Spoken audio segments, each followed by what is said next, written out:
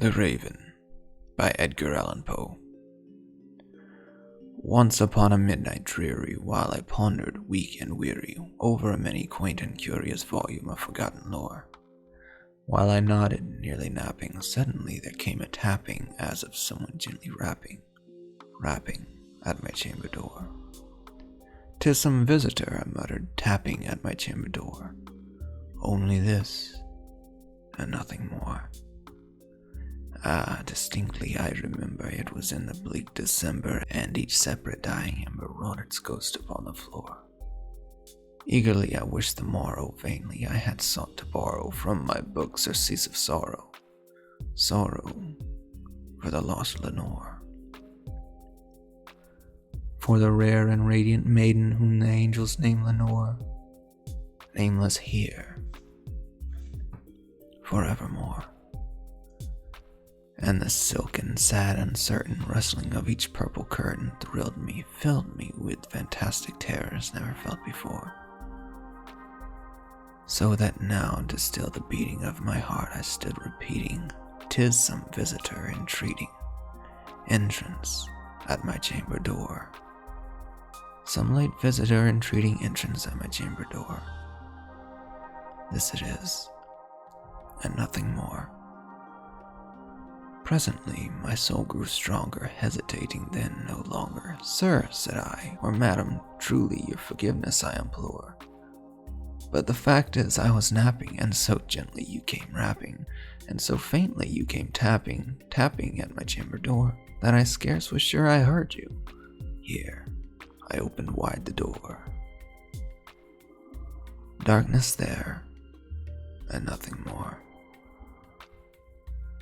Deep into that darkness peering, long I stood there, wondering, fearing, doubting, dreaming dreams no mortal ever dared to dream before.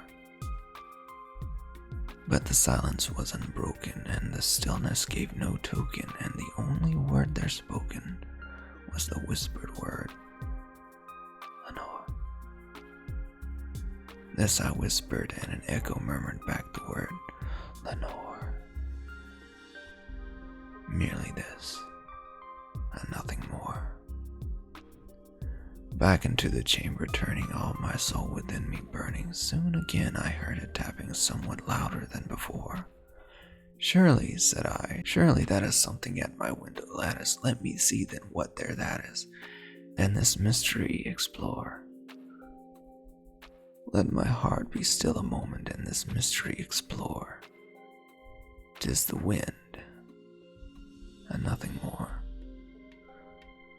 Open here I flung the shutter, when, with many a flirt and flutter, in there stepped a stately raven of the saintly days of yore.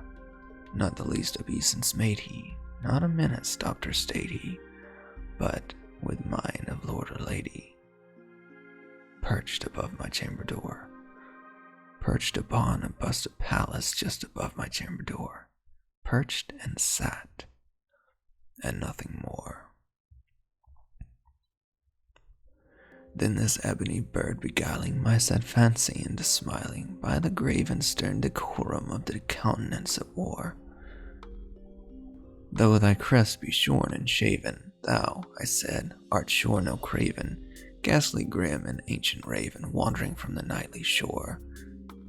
Tell me what thy lordly name is on the night's Plutonian shore." Quoth the raven, "Nevermore."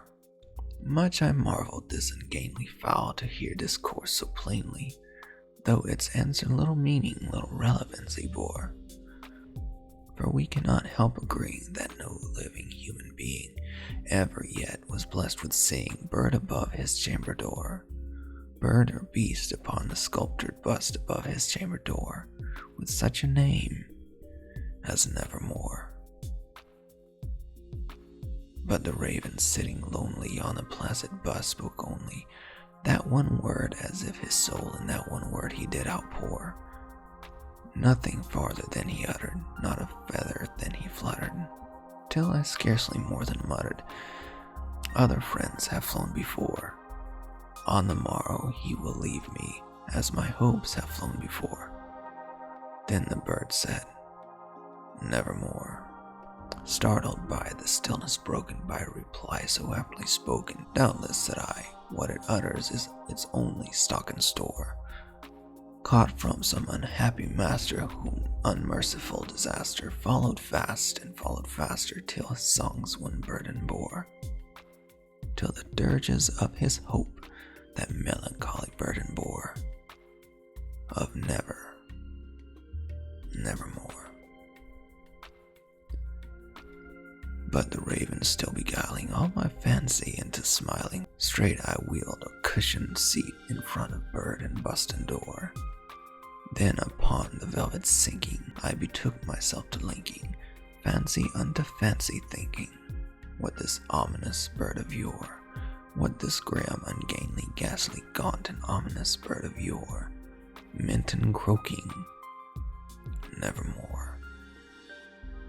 This I sat engaged in guessing, but no syllable expressing to the fowl whose fiery eyes now burned into my bosom's core. This and more I sat divining, with my head at ease reclining on the cushion's velvet lining that the lamplit gloated o'er, but whose velvet violet lining with the lamplight gloating o'er she shall press nevermore. Then methought the air grew denser, perfumed by an unseen censer, swung by seraphim whose footfalls tinkled on the tufted floor. Wretch, I cried, thy God hath lent thee, by these angels he hath sent thee, respite, respite, ad nepenthe, from thy memories of Lenore. Quaff, oh quaff this kind nepenthe, and forget this lost Lenore.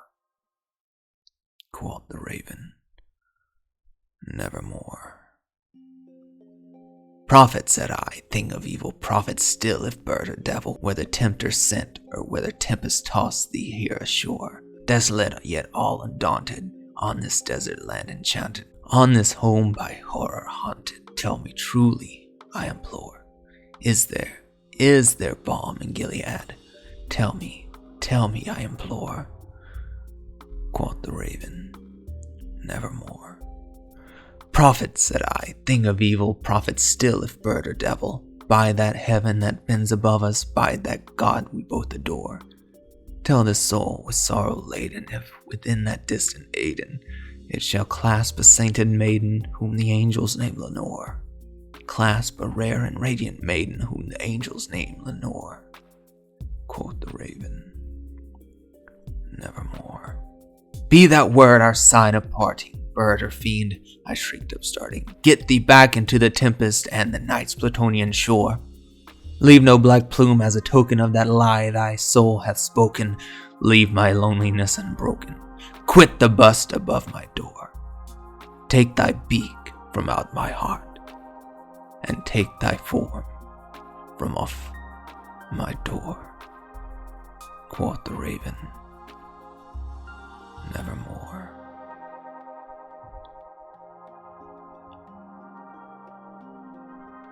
And the raven, never flitting, still is sitting on the pallid bust of Pallas, just above my chamber door, and his eyes have all the seeming of a demon's that is dreaming, and the light lamp o'er him streaming throws his shadow on the floor, and my soul from out that shadow that lies floating on the floor shall be lifted.